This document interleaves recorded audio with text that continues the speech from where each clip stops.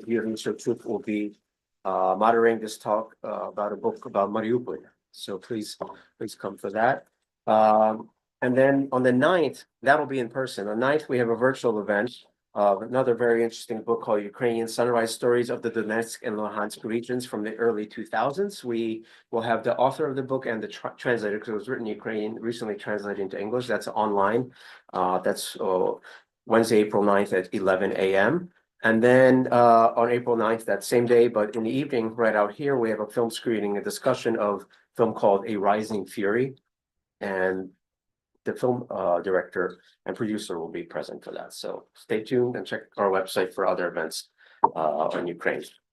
Today, I'm very happy to introduce my colleague, Serhiy Bilenky, who's been a good friend of our Ukrainian Studies program here in Harriman, many years, going many years back, and we're happy to have him this semester teaching 2 courses in Ukrainian history here at Columbia University. Serhiy is a visiting assistant professor at Columbia University, and he is editor-in-chief of East-West Journal of Ukrainian Studies. He's been doing that for the past 2 years. He's also been program director of Harvard Ukrainian Summer Institute since 2015. Born in Kyiv, Ukraine, he graduated from Kyiv National Shevchenko University, from which he also received his Candidate of Sciences degree in 1997. He received his PhD in history from my alma mater at the University of Toronto in 2007.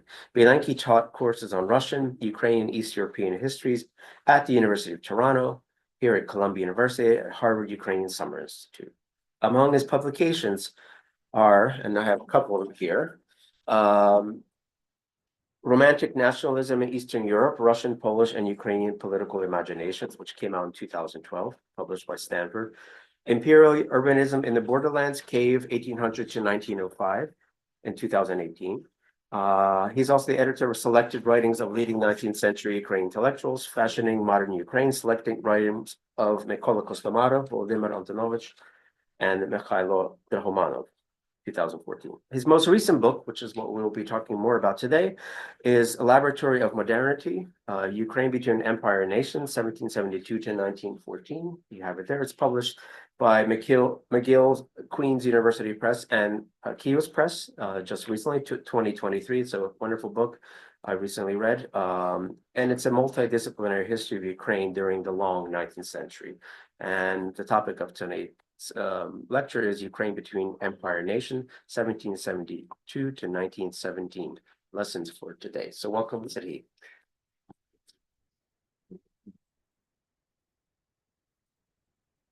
Thank you, Marco, for such a wonderful introduction. It reminds me of how old I am. Yes, I survived the 90s in Ukraine. It was not easy. Today I'm excited actually to see so many people excited about 19th century. It almost never happens. Yeah, so hopefully it will start a trend. And it's a full disclosure. It's not going to be a book talk per se, but I can't pretend it doesn't exist. Yeah, because it's right there. And so let me say that my talk is going to be based on my book, as the movie can be based on real events. As such, it will touch upon certain themes and questions that appear in my book, which is essentially the story of Ukraine and its various communities from the late 18th century until 1914. I go slightly beyond that, touch a little bit on the revolution in Ukraine, but that's really, I'm focusing on the 19th century. But today, again, it will be not exactly a book talk, and I will try instead to offer a few lessons, actually 3, that I myself learned from studying Ukraine in the long 19th century. You might have your own lessons or your suggestions. You might dislike mine, so we might exchange it hopefully after my talk. But first, I want to address an obvious elephant in the room. I don't mean any of you. And this is obviously Russia's aggression against Ukraine that culminated in the full-scale invasion of Ukraine in February 2022.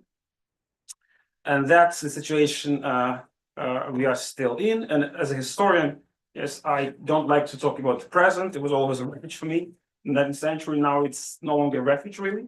Yeah, but also kind of also battlefield for a very specific reason, because somebody who is in charge of Russia is obsessed actually about this 19th century history. It's not the best of all possible obsessions.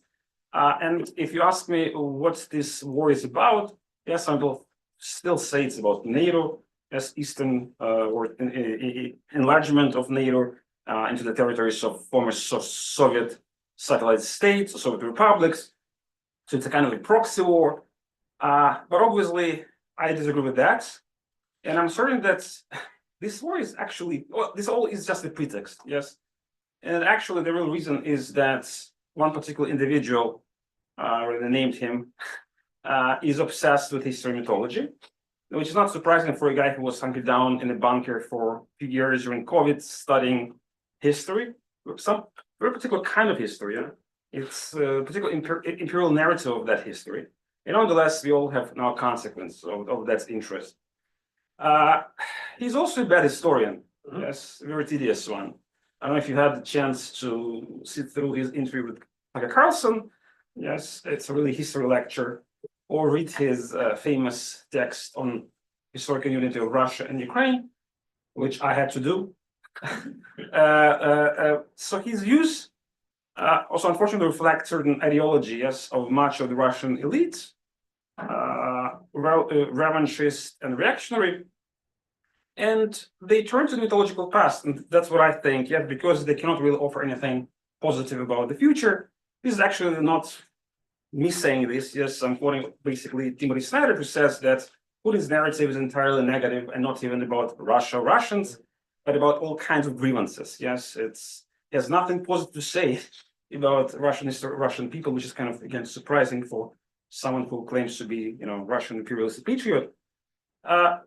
They also, he and his henchmen like to talk about Ukraine as an artificial or fake state. Yes, I mean, that was created by the Bolsheviks, who actually gave these territories to Ukraine in the 20s. Yeah, he particularly liked this whole idea of New Russia, yes, and southeastern Ukraine, that is allegedly points to this kind of artificiality of Ukraine. Yeah, but we know that when that project was resurrected in 2014, yes, as a grassroots movement in Ukraine, it failed spectacularly. Yes, it just has no any kind of natural basis there, and it's now maintained only by the brutal force of Russian occupation. Well, again, my talk is not about that, and what I try to do in my book is not simply to refute Putin's imperialist or just generally kind of imperialist ideas, but to offer something else. Yes, to show history of modern Ukraine as a transnational, even global process. While I viewed Ukraine in the 19th century as a pluralistic society, yes, with all this multiplicity of ethnicities, cultures, religions, and so on, I also wanted to find what specifically Ukrainian was about that, yeah, and how Ukraine actually came about as we know it today. So kind of double project. Yes, first, again, kind of pluralistic society, transnational and global, and then local. Yes, how Ukrainian thing, yes, was part of the whole story. Much of that history was indeed an entangled Russian-Ukrainian history, but also history of Russian-Ukrainian breakup, yes, or diverse. That's what Golden Years called the Soviet kind of collapse, but we can kind of extrapolate it back into the 19th century. It happened first in the imagination of very few people, yes, during the Romantic Age, and then in the actions of political activists during subsequent decades. And finally, in 1917, yes, contrary to what Putin says, Ukraine was already a territorial entity, actually recognized by the new authorities in Petrograd, yes, first provisional government, and then by the Bolsheviks themselves. Now to the lessons. What are those lessons? And some of them might kind of seem banal to you, but I think they still have some validity for all of us today. And my first lesson, again, probably seems the most straightforward. And this is that the struggle between democracy and autocracy, authoritarianism today is as urgent as ever. And we're never done. And I'm not talking about the United States, am I? But in any case, democracy can never be taken for granted, and it can be lost, yes, which was the story of Ukraine, obviously, especially after 1917, after all this beautiful experiment and DIY democracy and nation building, it was lost. As for various reasons, we might discuss a bit later. And it's still a threat today, yes, for Ukraine particularly. But there's also a universal story, yes, and as we know today, it's America is included here in the global warning. Now, back to the Ukrainian context. Democracy was always in the center of this national myth. And I want to emphasize, I'm talking about perceptions and narratives, not necessarily the reality, but perceptions matter, yes, as we all know. It's also a story about the empire that stood for something opposite to democracy, as we all know. And the collapse of any empire is really peaceful. Yeah, we learned this lesson from the 20th century, collapse of continental and maritime empires.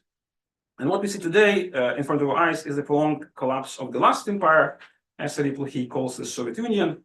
They did not quite die in 1991 and keeps living among us as the imperial undead. Yes, kind of zombie empire, but it's still here to harm living people. Many in today's Russia, but also internationally, kind of in denial about this fact. Yes, that's this empire still there, and it's not a good thing. And so history is not over, and the struggle goes on. Now, I want to talk also a little bit about the clash of images and narratives in the 19th century, back to my historical refuge. And in the 19th century, since the middle of the century, but a bit earlier, many in Ukraine, but paradoxically, a lot of Russians saw Ukraine and Ukrainians from the narrative of a democratic egalitarian society struggling against autocracy, in the process showing an alternative to Russia, kind of the other Russia. That's what people say about present day. But that was obvious to quite a few people back then.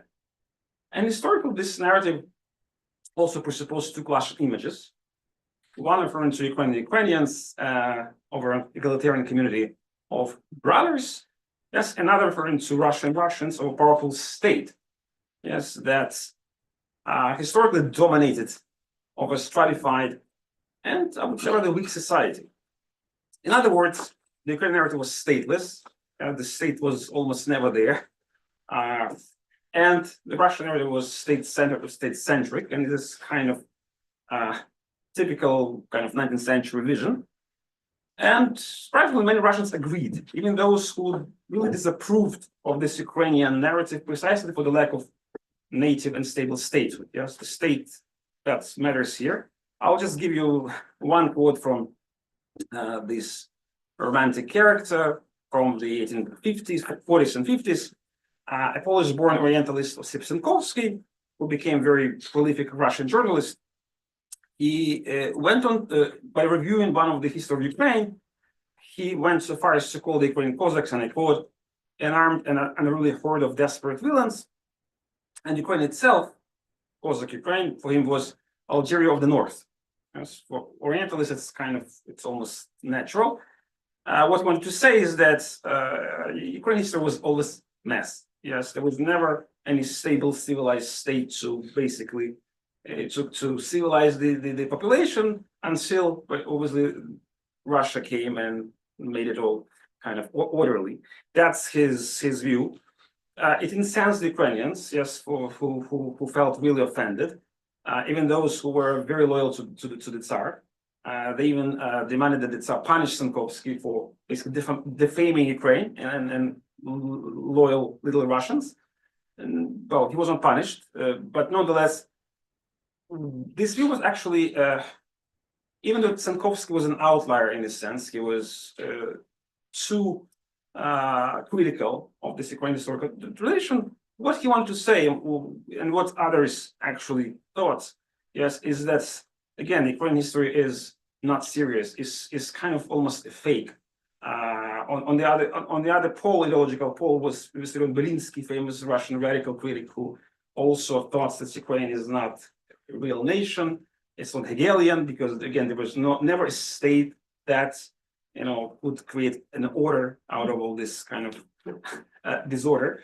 And so that's the view. But Ukrainians obviously saw this in opposite terms. The weakness for them, supposed weakness, was the strength. And I'll just give you a couple of examples of this Ukrainian historical narrative, just not to spend too much time on that. And one example comes from the 1840s, the legendary society of Saint Cyril and Methodius, probably the first romantic nationalist group in Ukraine. Shevchenko was not a member, but he was an associate. Probably the most famous member was Mykola Kostomarov, the historian. You can see, yes, few writings of here. We tried to be published actually in English. Just give you the definition of what Ukrainian had to be. Yes, and it's very kind of characteristic. A true Ukrainian, no matter what his descent, common and noble, should love not the Tsar, no landlord, but should love and remember only God, Jesus Christ. End of quote. Sounds a little bit like American TV evangelist, but that's what they signed at the time. What matters here is obviously you don't find any upper class in this definition. Yes, if you're noble, you're not welcome, basically. And that's definition, vision of Ukrainian as became dominant until the 20th century, and well into the 20th century, actually. As the revolution showed, yes, Ukrainians still could not kind of tolerate the presence of the upper classes in the mid. That's also, we can debate that. And the second example comes from slightly younger generation. These are the members of Armada movement that spread across Ukraine since the 1850s throughout, well, 1890s approximately. Yes, Armada in Ukraine means commune, community, or society. Yes, and that was kind of Ukrainian attempt at creating kind of a moderate positivist alternative to Russian radical populism, which was increasingly violent and you know the example of what happened in the Russian Empire in the 1860s and at the time. I think the best example of what Russian populism at the time became is Dostoevsky's novel The Possessed. Yes, with the depiction of students murdered by fellow radicals in Moscow, probably around 1869. Now, we don't know anything about murders among, Armada members. There was no excesses like that. And so that was kind of mainstream Ukrainian ideology. People criticized them for being, well, too cautious, too moderate, not radical enough, preferring to write about Ukrainian folk songs rather than going after the Tsar. Well, that's all being said about them. But what matters here is, again, the social imagination. For decades, essentially, just like the generation of Shevchenko, Kostomarov, and Kulish, they viewed Ukrainians, yes, as this egalitarian community of brothers, sisters, mothers, and other females who would be added a bit later. And it was not that simple, as you might suspect. But nonetheless, this egalitarian community patterned on peasant commune, yes, the again, putative or real. That's the image that Ukrainians had about themselves until the 20th century, and probably beyond. This is not to say that Ukrainian movement and political culture were always democratic. Yeah, again, it's not really about reality, but perceptions. Or that popular democracy was inclusive and tolerant. Again, suffice it to mention the pogroms in Ukraine 1919. Yes, when the ideas of the most illiterate masses about freedom and revolution were so different from the educated class, political class. Hence, all these debates about Simon Petlura. Again, that's a little different topic. But what matters here for me, at least, yes, is that an image of Ukrainians as a democratic egalitarian community of brothers has become deeply ingrained in Ukrainian society and political culture until these days, basically. Now, this populist egalitarian vision was based on two pillars. One, on idealized Cossack brotherhood. It's back to history, yes, because everybody in Ukraine thought they were descendants of Cossacks, which in fact was not true. Yes. And on the other hand, was the still idealized peasant commune, yeah, to which most Ukrainians actually belong. But this Cossack peasant thing, yes, created a mixture in the heads of this Ukrainian political intellectual class. And this is what historian Serhiy, who teaches in Canada at University of Victoria, once showed in his study of the Ukrainophiles. In fact, Ukrainophiles were the members of Armadas. He wrote about two paradigms of Ukrainian national myth. Yeah, the Cossack one connects Ukrainians to history, again, democratic past, and the peasant one connecting them to democratic present. Yes, so essentially, that's the dominant vision, what Ukraine was or should be, and for decades to come. And in my view, much of this 19th century myth has remained very much alive in Ukraine until today. Yes, again, so many signs of this Cossack revival, even in the Ukrainian armed forces. Yeah, this idea of Pobratimi essentially harking back to this idealized Cossack brotherhood. And essentially, what this myth did, it turned weaknesses, yes, a backward rural society into strengths, a freedom-loving community of equals. And historically, this populist identity also helped maintain an opposition, again, between a democratic egalitarian Ukraine and autocratic repressive Russia, and in 19th century also against this oligarchic Poland. That's also important.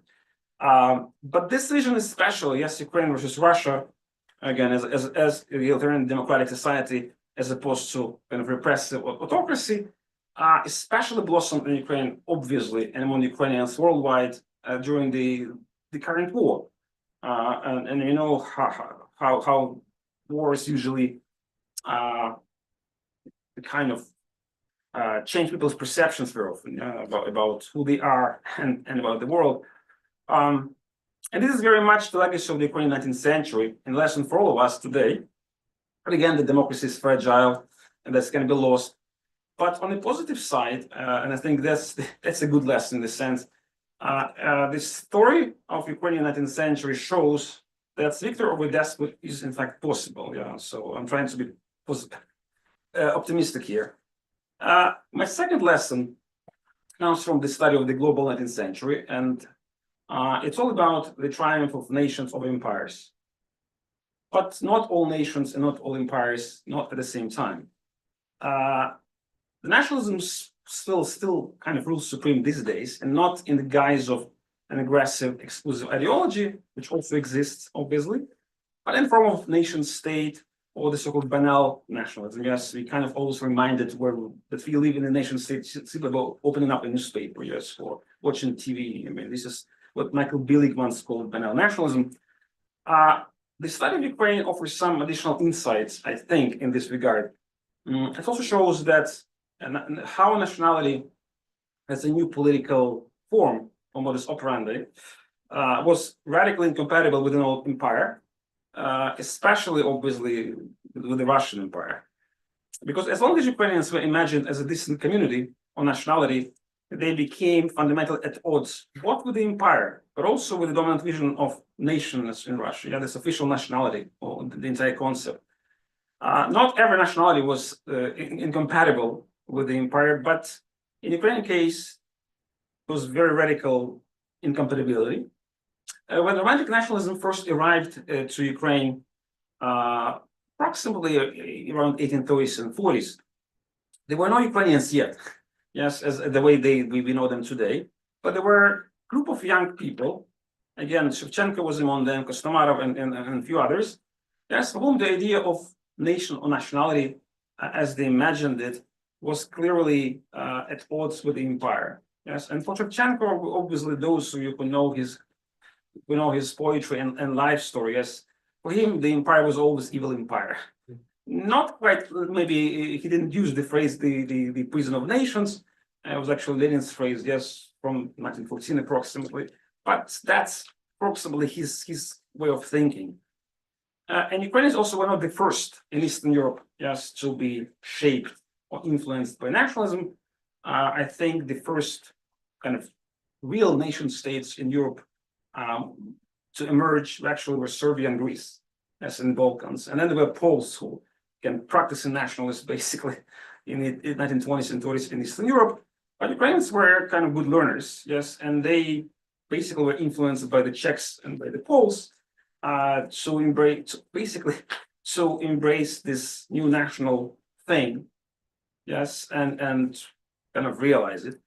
And they also turn out to be more threatening to Russia than the Poles, yes, for a very simple reason, again, because it was not only about the state, but also about the nation, yes, this was all Russian nation, yes, it's kind of was almost obvious, yes, why Ukrainians were, as a decent community, yes, were so dangerous to this all Russian nation. It was not like the situation in Britain, yes, where Scots were always allowed to be Scots, yes, not like in few other cases. Yeah, in this case, there was no compromise possible. There were attempts at striking the compromise, but they all failed for various reasons. And by the early 20th century, that incompatibility became really obvious to many people, let's put it this way. Give you just one example from 1908. Yes, when the leader of the Ukrainophiles, yes, Vladimir Antonovich, passed away, and he was not a public dissident. Yes, actually, he was making an illustrious official career. At Kiev University, he was the dean of faculty. He was very respectful archaeologist. But when he died, yes, his funeral became a very kind of politically loaded process. Yeah, I'll give you just one quote. The funeral procession was akin to the procession to Calvary. Really, all wreaths decorated with flowers were transported in secret, thoroughly covered. On all sides, patriots from the Black Hundreds, Russian chauvinistic organization, left forth a stream of provocative cries that accompanied us along the way. At the cemetery itself, by the open grave, there stood a crowd of police bastards ready to throw themselves on anyone who dared to utter farewell address to the deceased. Again, this was not a funeral of political dissident. This was a funeral of a just respectable Russian academic. And as we see in this particular situation, even some dead Ukrainians became already dangerous to the government. Yes, so 20th century obviously did not solve the already existing issue, and any idea of sovereign Ukraine, whether autonomous or independent, threatened to unmake not only the empire, but it's again this emergent national hierarchy. And there were lots of Ukrainians who already kind of sensed that already, but also Russians too. Yes, and that's why the issue became such a big problem. Surprisingly, much of Russian political intellectual class in the early 20th century, yes, was with, well, there were exceptions, obviously. There was someone like Alexei Shakhmatov, probably the most famous philologist, a friend of Grushevsky, who was very sympathetic to Ukraine. But there were more people like, I would argue, Peter Struve, yes, the legal Marxist, and then liberal nationalist, yes, for whom Ukraine, again, was not a fake thing, but definitely undesirable, yeah? And that was a problem, obviously. Because again, at the time when compromise was really needed, it was not found. Yeah, again, one of the lessons of this 19th century story. And the Russian Empire obviously eventually collapsed, but not because of the Ukrainian nationalism or any kind of nationalism, really. Yeah, because of the war and the resulting political economic crisis. Ukrainians actually participated in the February Revolution in Petrograd, obviously, so they were part of the whole story, but not nationalism destroyed the empire. So that's kind of understandable. But what the war did, World War I, yes, it was not entirely kind of separate story from sort of nationalism. And here I would like to quote Mark von Hagen, who studied World War I, especially the Eastern Front and Galicia, yes, Austrian ruled province, and he tried to explain, yes, why there were actually empowered nationalists across the region. Just very brief quote from him. The practices of wartime regimes accelerated trends toward relocating identities and loyalties around national symbols, or raising the stakes that followed from those identities. A bit common quote, but I think what he really meant is that identities now became politicized and kind of entrenched, yes, very rapidly after 1914. And this might be the best answer to a bit rhetorical question that the famous General Anton Denikin, the leader of the whites in the Russian Civil War, posed more than a decade after his political defeat, already in immigration. And his question was very simple. Where did all those Ukrainians come from? Откуда же появилось столько украинцев? And this quote comes from his memoirs here at Bakhmutiev archive. Olga Andryevska once found this quote. It's actually quite interesting, revealing quote, yeah. So he was caught off guard, obviously, yes, of that process. Well, he should have studied history, I guess, more. It was not only Denikin who failed to find the right answer, as we know. Yes, Russia itself failed to come to terms with Ukrainian nationalism prior to 1917. And Ukraine indeed was a large factor contributing to the empire's collapse, if not being its sole gravedigger. Definitely not. In this sense, the worries of people like Struve were basically justified, yeah. And so Russia keeps making the same mistake over and over again. And this is what happens when people don't learn historical lessons, especially certain KGB officers who then come to power. Finally, my third lesson would be probably brief, but quite radical in itself. And it's about Ukraine and Russia at the current state, yes, of their relationship, which is war. And it's long-term geopolitical meaning of this lesson is that Ukraine and Russia, in their present shape and form, they're incompatible, no matter how the war ends. Yes, and it's pretty kind of pessimistic lesson in my opinion. As long as Ukraine remains democratic and Russia autocratic, they cannot coexist peacefully.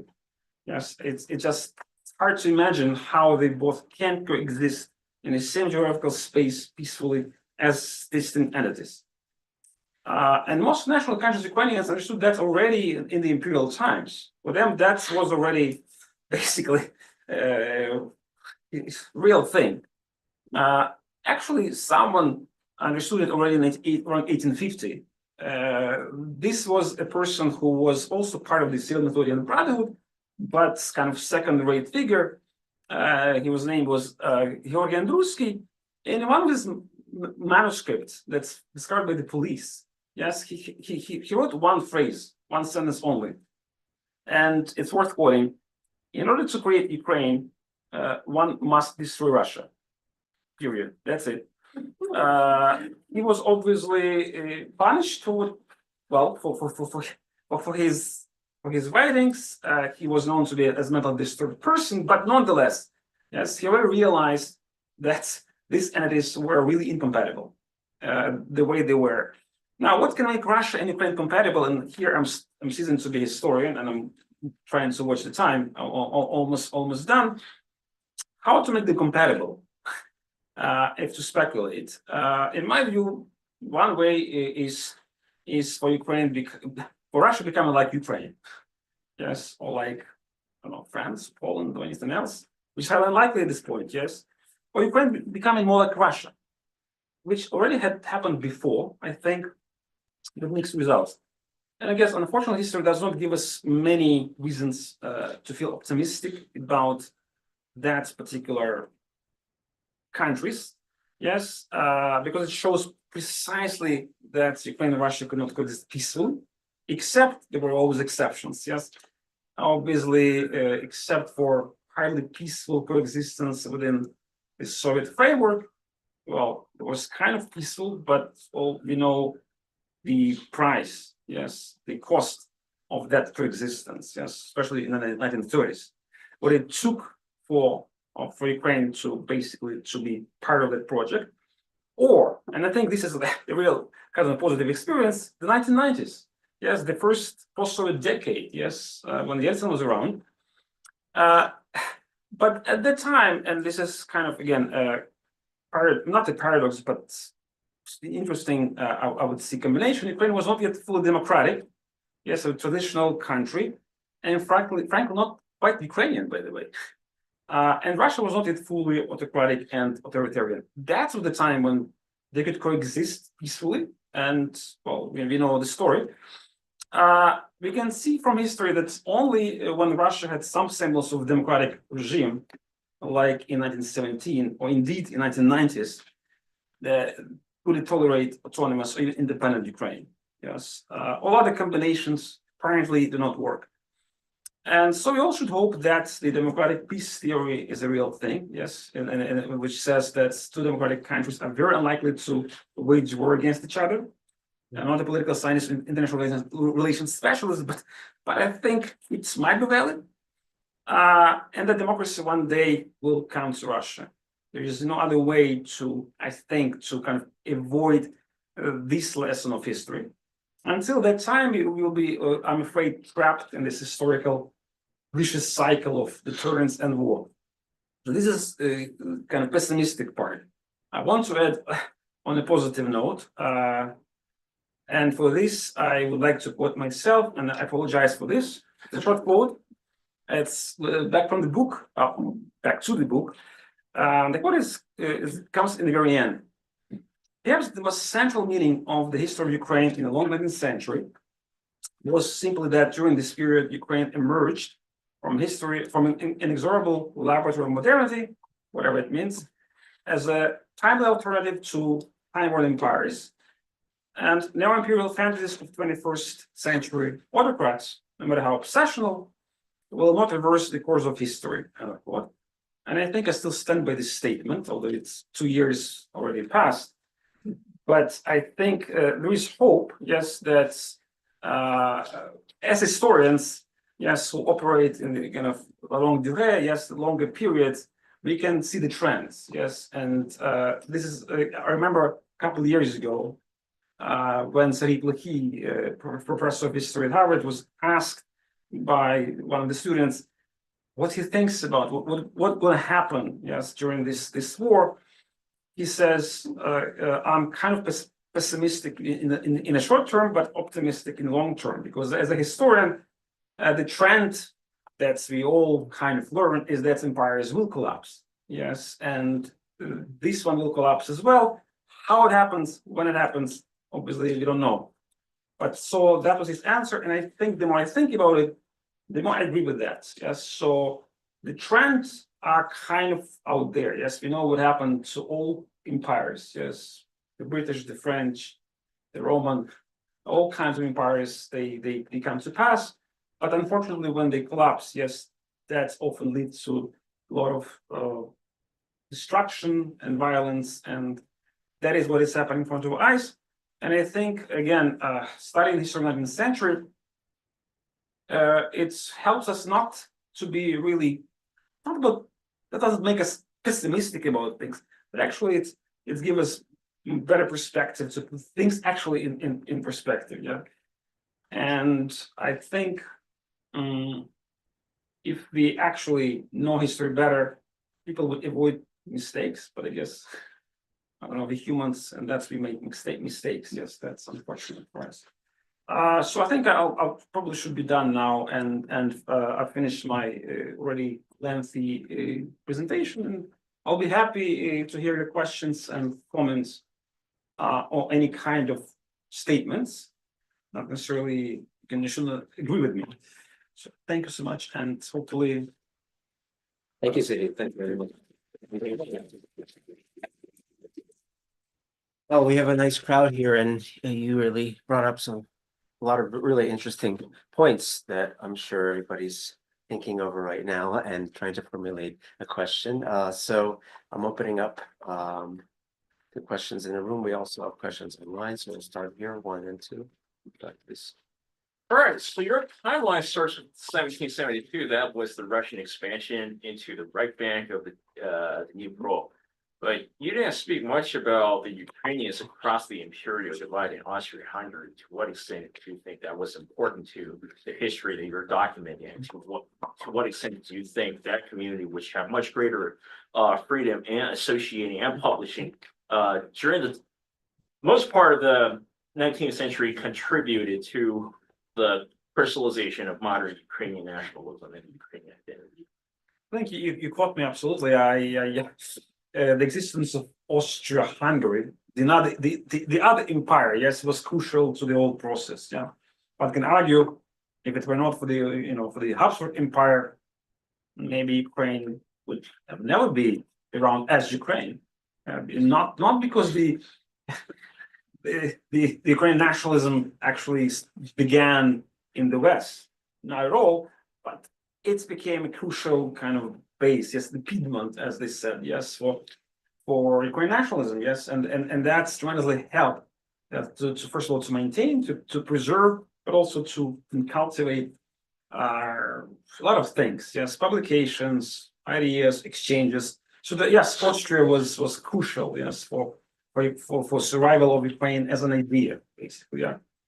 And I think other cases benefited from being basically split, yes, between different states. Obviously, there was always Prussia and Germany. I think for Lithuania, that became very important. Yeah, when you could kind of go back and forth, kind of between Russian tradition and German. Yes, and in this case, yes, I mean Austria was terribly important. Although again, they were recipients of the idea of Ukraine that was born actually in the east, in Kharkiv, yes, in the early 19th century, and then it was transplanted there. And then it's kind of blossomed for various reasons. Yeah, we can discuss that, why Austria was such an important place in this sense. And that's in the book, of course. Yes, I have. Yes, I mean, one technical kind of comment is that it's if you write kind of story history of Ukraine, yes, it's very difficult to include to work with both kind of parts of Ukraine. Yes, Russian Ukraine and Austrian. It's still very difficult to include in a single narrative. And if you just take any history of Ukraine from the 19th century, from Rushevsky all the way to current day, it's always a challenge. Because I mean, how are you going to do this simply? Yes, it's a question of writing sometimes, yeah. But we all somehow we try to integrate both stories because I mean they're not going to work in separation, obviously, in isolation from each other. Yeah, definitely. Okay, we had a question. So, simple question, when do you think Ukrainian nationalism began? And what would be the defining moment or event that, would be the historical landmark for that? It's a simple but actually great question because I did not see the answers to this question before. And if I try to give an answer, it would be kind of improvisation. First, I think I'll start with this kind of with the phrase that everybody attributes to Ernest Gellner, is that it's not the nations that's produced nationalism, but vice versa. It's nationalism that's produced nations. Yes, this constructivist idea that modernization has a package, yes, and it's all creates an ideological kind of atmosphere which leads to people to create. I mean, to think about themselves as separate nations. Yeah, that's kind of an introductory point. And about this, it's hard to pinpoint one particular event, yes, or date, because I mean, historians, let's say, of the 18th century, yeah, they would try to put something, include something from the 18th century, Like a rebellion or something. A rebellion or something. Like Or the to see- equivalent of a Boston Tea Party.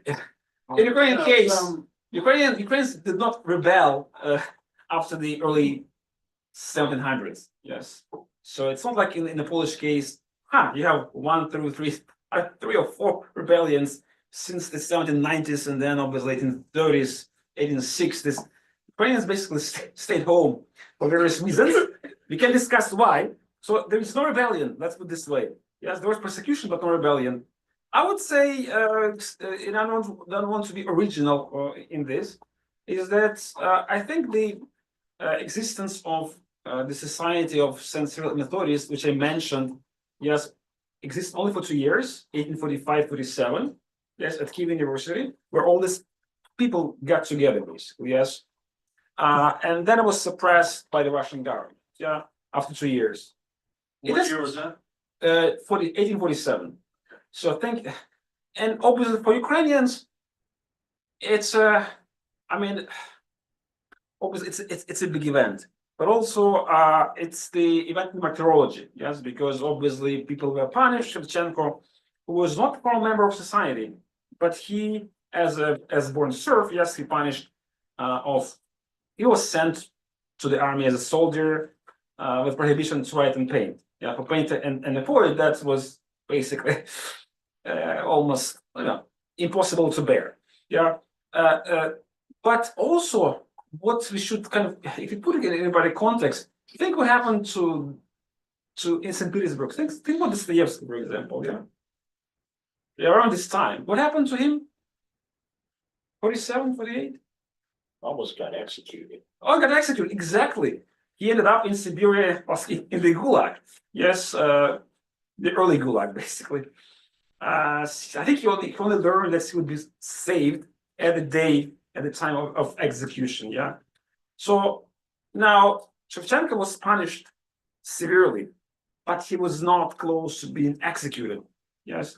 So if you give this by the context, I don't want to say that nothing bad happened to these guys, but bad things happened, but not to that kind of degree.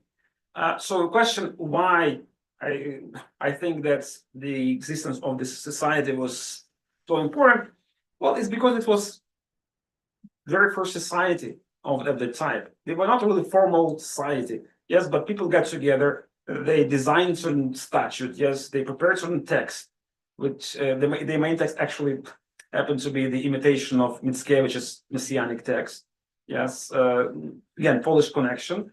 But again, what is important is that for the first time ever, we have an idea written down in manuscripts, yes, that Ukraine is a separate thing, and it should form a republic along with other Slavic countries. Yeah, it's kind of Slavic, what is called pan-Slavic, early pan-Slavic ideology, free of any Russian imperial influence. Yeah, and I think that's the beginning.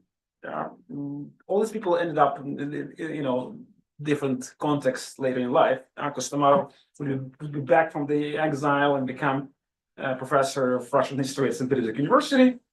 Yes, Shevchenko will become the academician of, again, Academy of Arts in St. Petersburg. So kind of on the surface, they would go on with their lives, yes, would have been part of the Russian social cultural scene, but their ideology, the ideas were absolutely kind of incompatible with this kind of, say, mainstream Russian culture and ideology. So it's kind of, that's why it was so important, I think. Okay, here and then here. Hi, thank you, Professor Lin. I was interested in what you said about the, I guess, present impossibility of Russia and Ukraine coexisting peacefully. But I was interested in your choice of words in coexisting peacefully, and what, at least for you in writing this book and in your research and more generally, what coexisting peacefully means. Because I mean, like, do you see that as a friendly exchange of trade and tourism, or like, I mean, I don't necessarily subscribe to this, but like you could argue that South Korea and North Korea, though the war between them has never officially ended, they kind of coexist peacefully. And do you mean that it's impossible for them to even have that kind of agreement where they order each other and they're very hostile towards one another, but nothing happens, or something closer to well, maybe not right now, but the US and Canada or other friendlier, once friendly nations? It's a great question, but again, not being a political scientist or international relations expert, but just being a modest historian, I would say that I think a tremendous success would be just not shooting at each other, I Okay. think. So let's aim at something like that. But again, I mean, I can't give you any smart answer about that. Historically, again, as I see, I tried to kind of to present the way I saw it. Yes, I mean, again, as long as Ukraine is democratic, you know, different. There's the mark scale, yes, on a scale, and Russia is authoritarian democratic. I don't see any possibility of them coexisting peacefully. Yes, again, think of 2010 under President Yanukovych. That was possible, but that was the time when Ukraine was far from being democratic. Yeah, yes. So in that scenario, they can coexist peacefully, absolutely. But can I coexist peacefully with that Ukraine? I doubt it. Yes. So that's my opinion. Yes. Yes, we had a question here and then here. The separation of the Ukrainians, I did some work in this field, and the ukaz caused some of the young people to take some of the populist ideas and go into the Habsburg Empire, try to organize. I mean, they obviously had some feeling of nation already. They had a serious connection, which I don't know what, you seem to keep them very separate, but. Oh no, I agree with you, but that was 1876, Yes, basically. Yes, and one of the heroes who was forced to immigrate, yes, Dragmanov, he ended up in Switzerland, yes, in Geneva. right. Yes, and Right. he already had the idea of nations in his head. Obviously, he was one of the constructors of Ukrainianness, yeah, because he was a scholar. He was also a constitutionalist. He was an anarchist, all kind of things, and he could actually navigate easily, yes, between this Ukrainian and Russian context, yeah, and then he knew the Western context, yeah, and then collaborate with this anarchist publishers in France. So he was one of those guys who could do that. Phenomenal. Along with Kishkakovsky, Yes, yeah, exactly. Yes, yeah. that was my subject. I absolutely agree with you. Yes, definitely. Okay, we had a question here and then Daniel and then, yes, go. So, I've been curious for some time about when was the tipping point by which at least say the urban educated types within the empire itself, so particularly Kharkiv, started thinking of themselves as Ukrainian. By which decade in this span, because it seems to have been zero pure abstraction from the very beginning. It seems to start with essentially zero towards near saturation, but when was the tipping point? The tipping, the crest, not a point. There's no. Well, Yeah. Yes, speaking about if you want in that act, I mean, relative to. the problem is always the sources. Yes, I mean Yeah. historians need sources. Yes, and what kind of sources will tell us? Yes, that now is tipping point because people in Kharkiv and in Kiev and elsewhere that's. I feel Yeah, now it's you it's cannot do avalanche. this. It's Well, statistics does not show it. Yes, there is one census only in Russian Empire in 1997. well, yeah. But it's helpful census because Yeah. it shows still certain things. Yes, it's asked for the language of use. Yes, and doesn't tell us anything about nationality.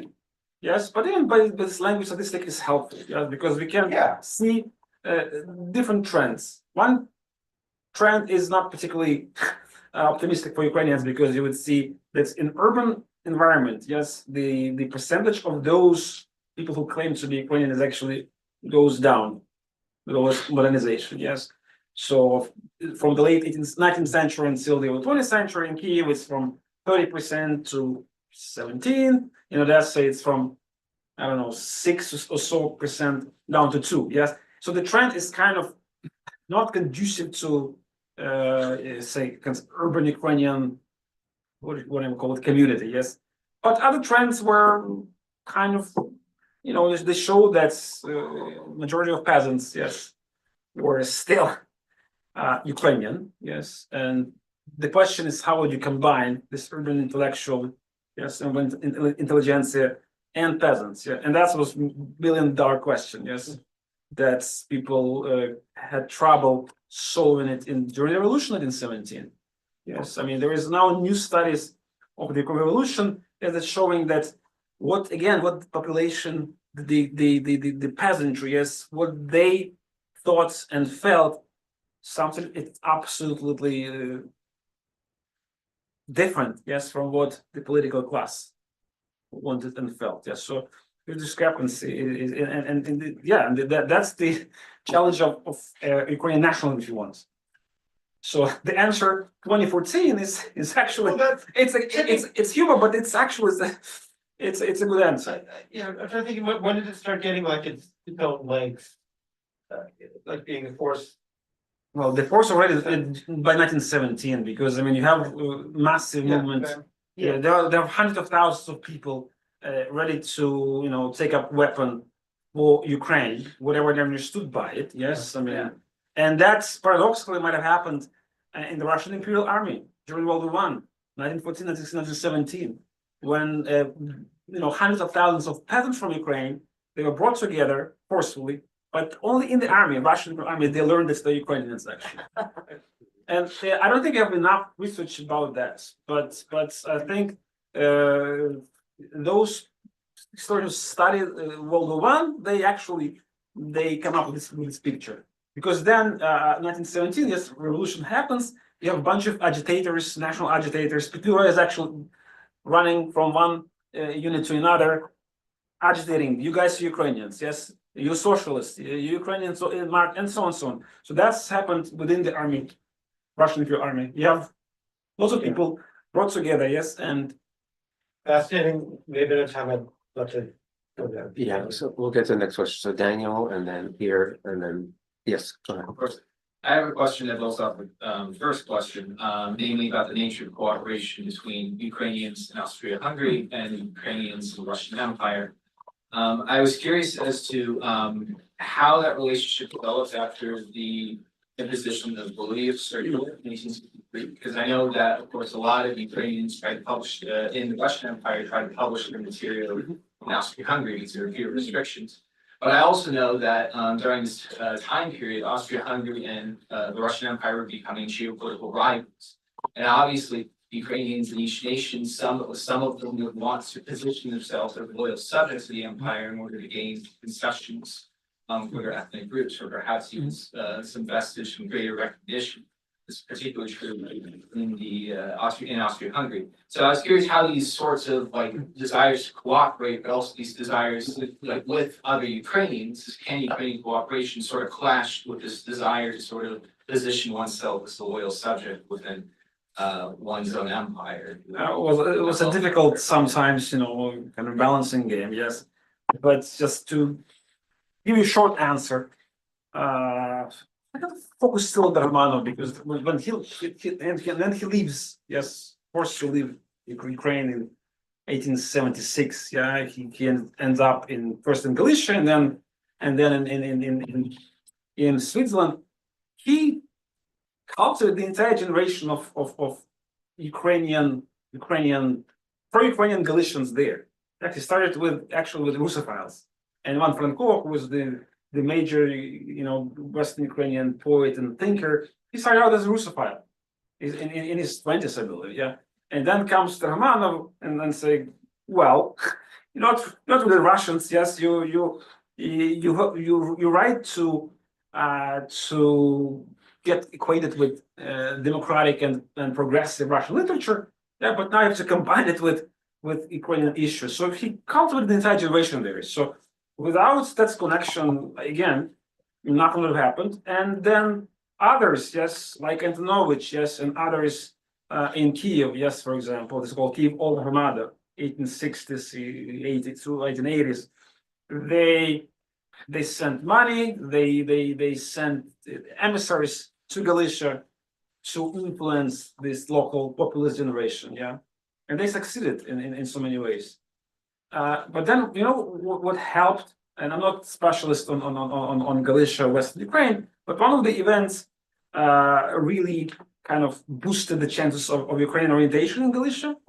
and that's in connection with what you're saying, Russian and Austrian tensions, and that was the crackdown of Russophiles and trials of Russophiles accused of state treason in Austria in early 1880s.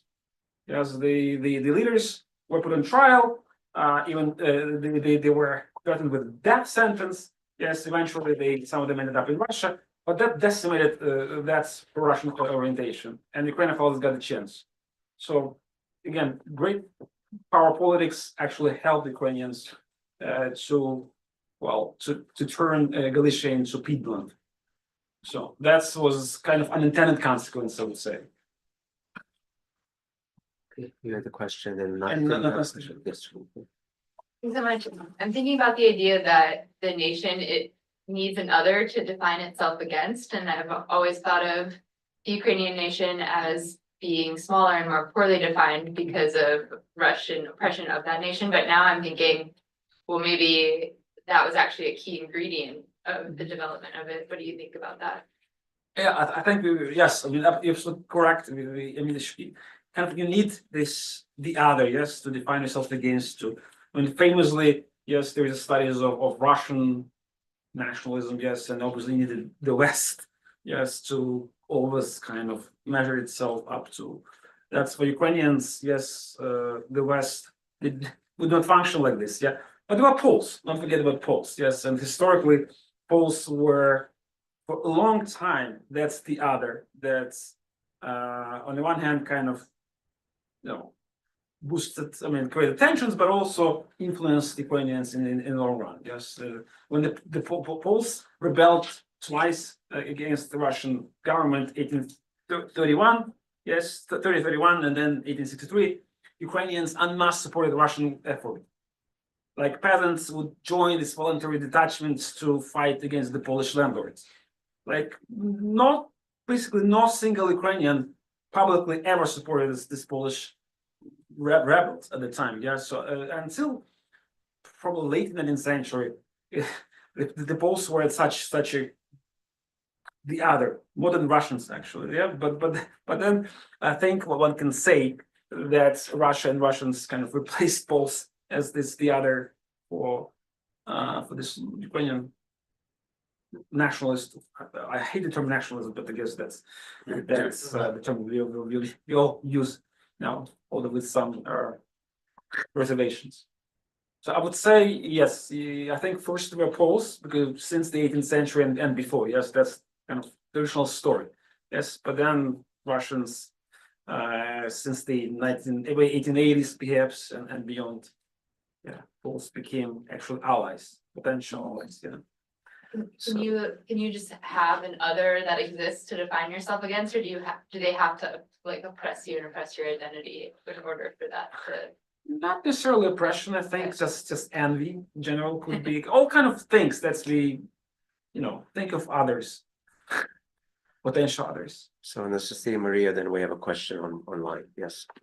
So, as a Ukrainian millennial, I must confess that my entire identity is based on this. We are descendants of Cossacks. And now that you mentioned that this is not the case, I'm like going through my understanding. So See, I was right then. no, you were absolutely right. Like neither archival data about my family nor my DNA suggests that I'm descendant of Cossacks. So who are descendants?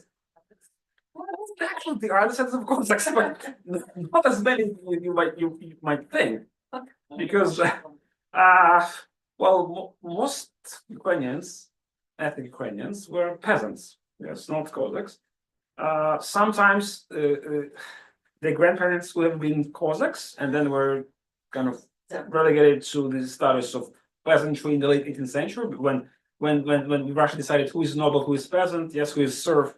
Yes, so only few, relatively small percentage of people in Ukraine became noble. Yes, a couple of percent actually. Yes. Then there was a category of so-called Little Russian Cossacks, actual Cossacks. Yes, but these were probably also maybe further 5, 7, 8% of people in left-wing Ukraine. So if it's a Poltava, Chernihiv, that's there. Yes, and the rest became peasants, and most likely they used to be peasants forever. basically. Yeah, so if you can count, I don't know if if math will work, but I mean, majority, I think the stats will tell you, yes, at least since the early 19th century. So are these Bilenky Kazaki then? Who are these people? Who are descendants? Where did they move during the long 19th century? Did they go to Don or did they stay in Well, Ukraine? the Russian Cossacks, they stayed in Ukraine mostly, Yeah. but former Zaporozhian Cossacks, yes, they mostly, when we know the story, they moved to the Kuban, yes, where they became the agents of Russian Empire. You know, we can talk about settler colonialism and the fight against the Caucasian peoples, yes, so that's a different subject, but also important, actually. Yeah, but yes, the idea that everybody's a Cossack is a kind of self-image, yeah. And peasants, when joining these anti-Polish detachments, they thought that they will be made into Cossacks. Yes, because the Cossack was such a powerful symbol. Yes, a symbol of freedom. That's what they thought. It's freedom being Cossack. Yeah. Even though again, probably the grandparents never were Cossacks. It's hard to tell. Yeah, so that's the image. Yes, Maria, and then First, almost. a comment, I think quite a lot of Cossacks became Russians because they became nobility, they became Russified, so that's kind of interesting. It's one of the elites, More yes, descendants absolutely, of yes. Cossacks are in Russia now. The question I have is about the chapter where you discuss whether Ukraine is a colony, because we know there is an empire, there was like imperial influence of Poles, but like your answer is not very straightforward. You don't say Ukraine was a colony. And I found it like difficult chapter to accept. And I was wondering if there's like, because right now this a lot of people in Ukraine say, well, Russia's empire has been colony for many years, which is not what you say in the book. And how do we kind of continue shining the light on the imperial process of Russia while kind of recognizing that maybe we don't have the same characteristics of colony than other countries? Yeah, if it's the question, it's one of the cursed questions, yes, I mean, but also I think it might be misplaced in a certain degree because everybody knows the fact. It's just the question, what are you going to call it? Yeah, and also because of perceptions. Most historians of Ukraine, whether Ukrainian background or not in the West, they would not use the term colony usually with respect to imperial encounter. Yes, because for historians, you need something extra. Yes, so you need either geographical distance, like in the maritime empires, you need something else. Yes, but in a situation when basically, as you mentioned, a lot of the Ukrainians born Cossacks, yes, could make illustrious careers in Petersburg. How can you call it a colony? Yes. On the other hand, yes, we know about Louis Circular, the ban of Ukrainian language, and all kind of Ukrainian public expressions in the late 19th century. Culturally, it seems like colonial treatment, yeah. But how to combine, the fact that again, unlike Jews, unlike Poles, Ukrainians were not discriminated against on an individual level. Yes, I mean you can pass Russian easily, yeah, and actually still claim yourself being Ukrainian with Russian origins, yeah. And then this cultural ban, that is the question. I don't know if we should continue this kind of battle actually. So that's why I kind of avoided. I was kind of elusive, yes, in my chapter, and I'm aware of it because again, most historians would not call it colonial encounter. Yeah, I found as a compromise this concept of internal colonialism, internal colony, which actually was used by Lenin first and then by others, and it's kind of a compromise, yes.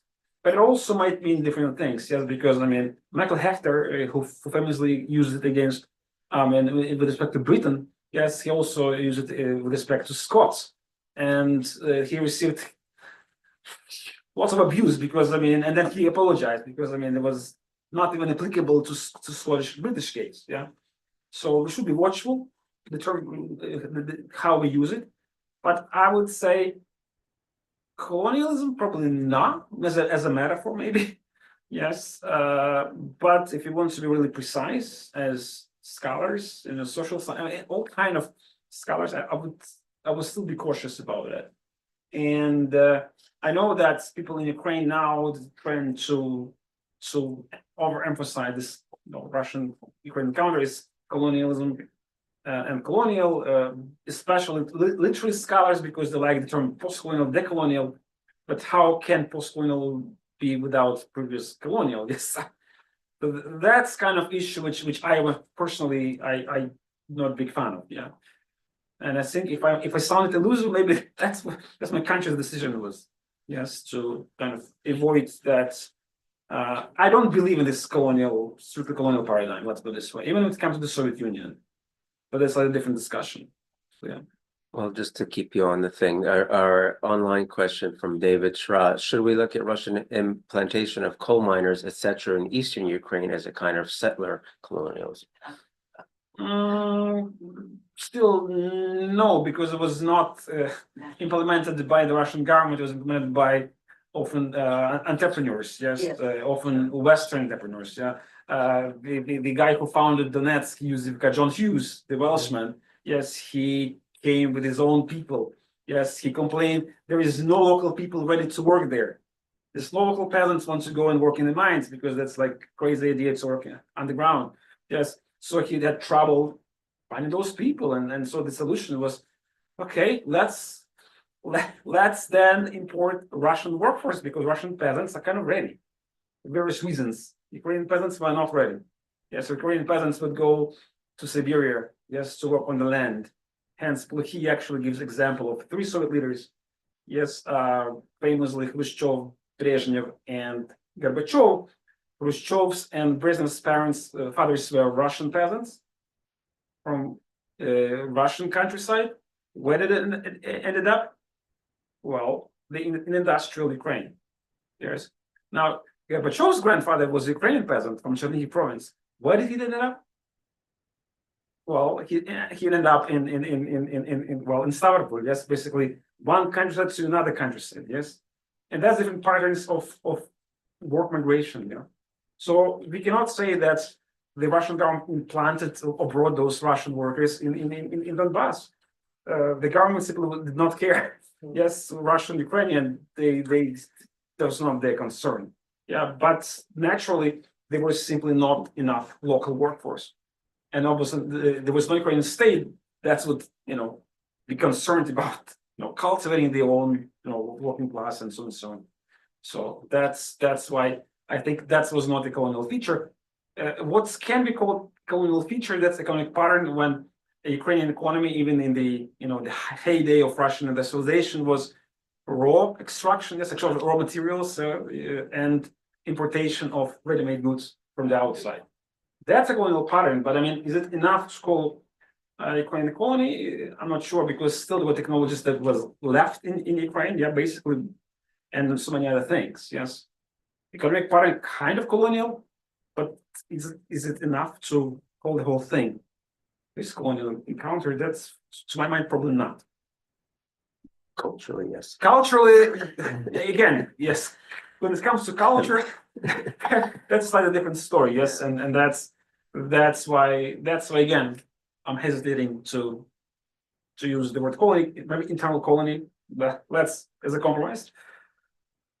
We have 15 minutes left. I have another question online. What was the attitude of the 19th century Ukrainian nationalists towards Crimea and the Crimean Tatars? I don't know the exact answer, but what I know is that until someone like Anatol Krymsky, who emerged really in the late 19th century, was some Crimean type of background.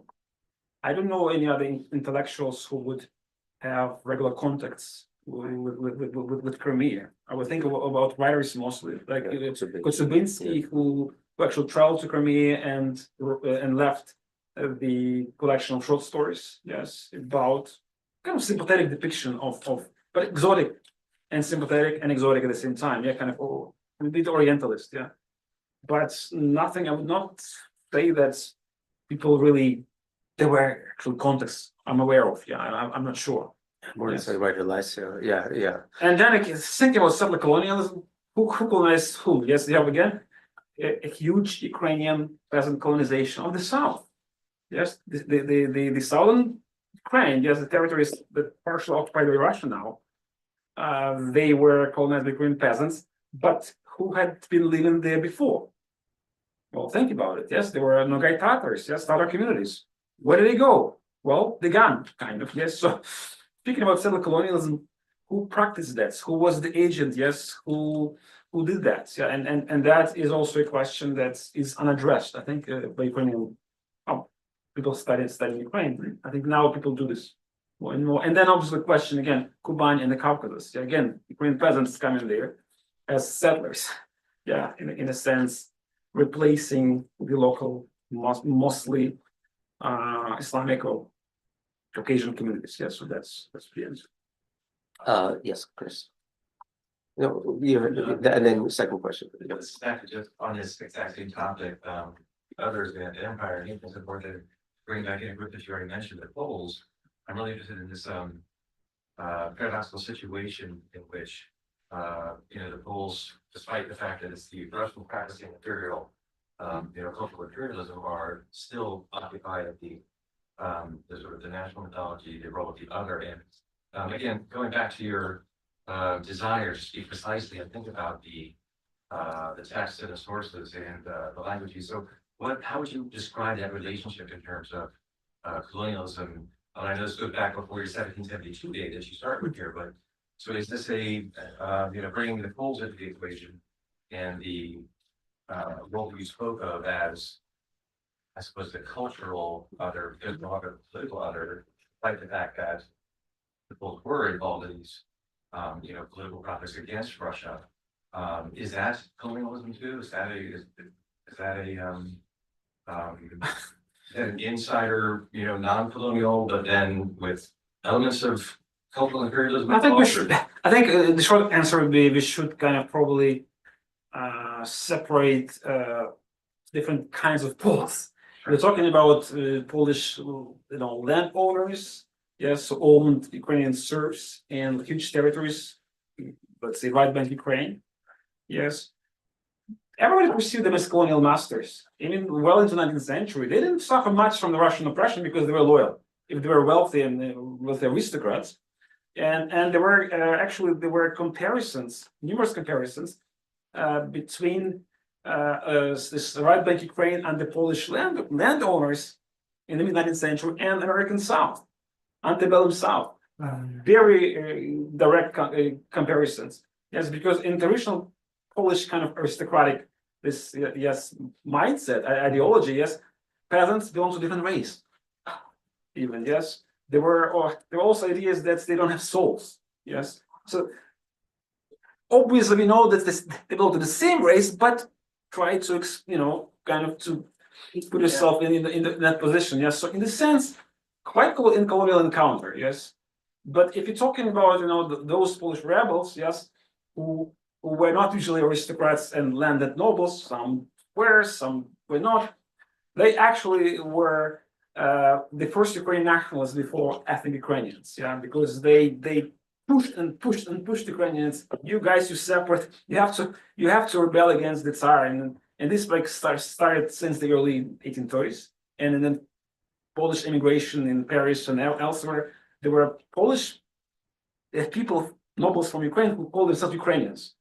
Before, people in Ukraine started doing this on mass. Actually, that is an interesting phenomenon. Yeah. So, are they Ukrainians? Oh no, there's another question. If we scholars, yeah, they said we are, yes, but also Poles, yes. So that's interesting. The landowners, it's almost it's interesting because it's a more imperial relationship. During the period of the Russian Empire, which you said wasn't a colonial relationship, so it's almost as if there's a strained relationship between Ukrainians and the Russian Empire, in between which the Poles come as the true, I suppose, colonizers. Yes, and then think about Roman Catholic Poles owning Orthodox Serbs within the country. Yes, Russia that proclaims itself the defender of Orthodox worldwide. It's kind of bizarre, yes. All right, we have 6 minutes left. Any questions? One thing we didn't talk about too much, I don't think, about Ukrainians that were colonized or Russified, right? We're looking at peasants, Cossacks, all that, but there was a nobility, right? People that were nobles that had Ukrainian background, some of them which were engaged in these projects, right? As we know. It's one of the biggest questions, and I'll try, have like 5 minutes, I'll do it in 4, I guess. Try to do it in 2. Okay, I'll try to do it in 2. Yes, what I wrote about this self-image of Ukrainians, that's nobles are not allowed, not welcome. Yeah. That's the real thing, yes? And at the same time, there were still a lot of colonized or Russified Ukrainian nobles and aristocrats who actually gave money to these people. Yes, who sponsored this Ukrainians in Galicia, aristocrats from Russia and Ukraine, the aunt of Skoropadsky, yes, the former leader of this conservative regime in 1918, yes. They were around, they would give money, but they were never acknowledged as part of the community.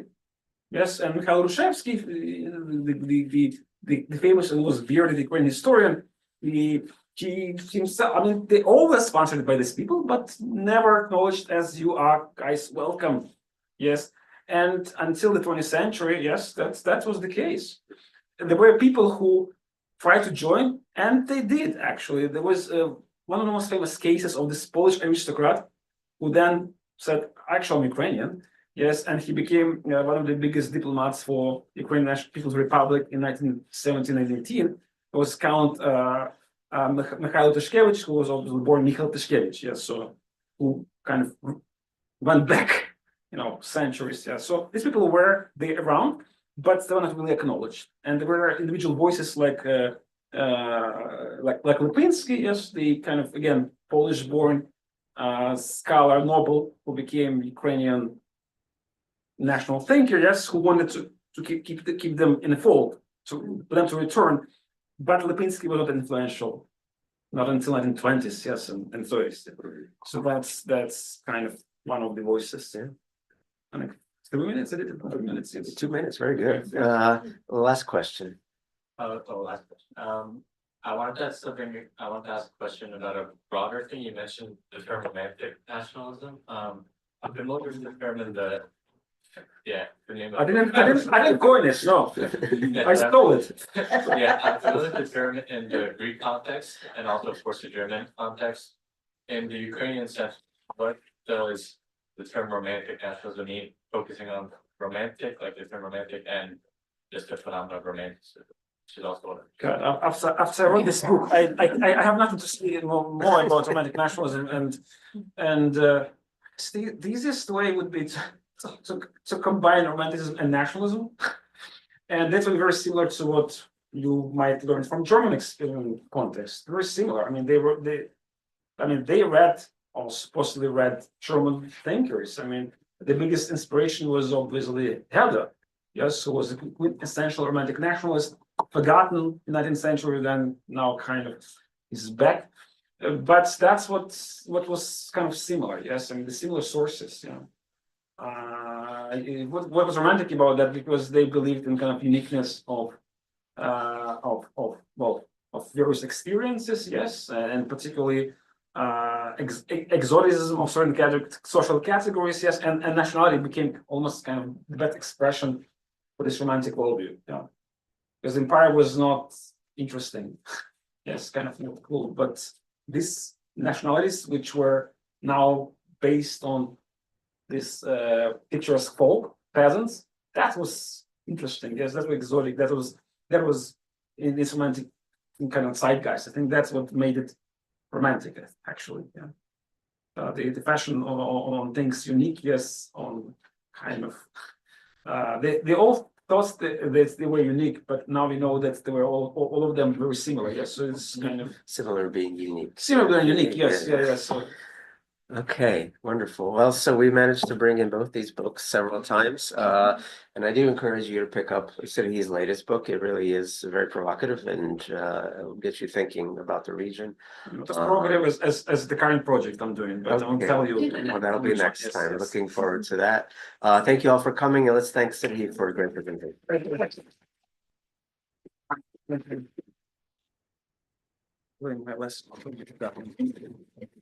Proszę. Dziękuję. You're right. Right. That's what I have to say. Yeah. I, many years ago, I'm Susan Harmon. I actually we met, but maybe when I was here